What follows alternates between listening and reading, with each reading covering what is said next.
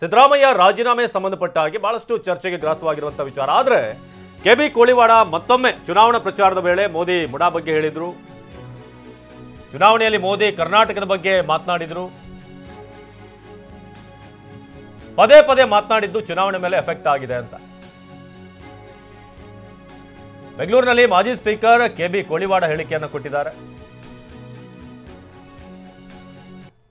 ಹರಿಯಾಣದ ನಾ ಹೇಳಿದ್ದೆ ಅವತ್ತು ಉದಾಹರಣೆಗೆ, ಹರಿಯಾಣದಾಗ ಇದನ್ನ ಪ್ರಚಾರ ಮಾಡ್ತಾ ಮೋದಿ ಹಳ್ಳಿಗೆ ಹೋಗ್ತಾರ.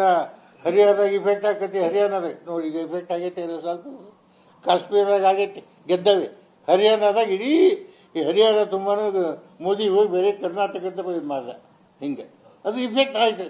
ಆ ಇಫೆಕ್ಟ್ ಇಂದಾನೆ ಹರಿಯಾಣದಾಗ ನಾವು ಸೋಲ್ತಕ್ಕಂಥ ಪರಿಸ್ಥಿತಿ ಬಂದಿದೆ. ನೀವು ರಿಸಲ್ಟ್ ಏನಾಗುತ್ತೆ ಗೊತ್ತಿಲ್ಲ, ಎಫೆಕ್ಟ್ ಆಗಿದೆ ಅಂತ ನಾವು ಹೇಳಿದ್ದೀವಿ. ಮುಜುಗರ ಆಗಿದೆ ಪಾರ್ಟಿ. ಹರಿಯಾಣದಾಗ ನಾ ಹೇಳಿದ್ದೆ ಅವತ್ತು ಉದಾಹರಣೆಗೆ, ಹರಿಯಾಣದಾಗ ಇದನ್ನ ಪ್ರಚಾರ ಮಾಡ್ತಾ ಮೋದಿ ಹಳ್ಳಿಗೆ ಹೋಗ್ತಾರ.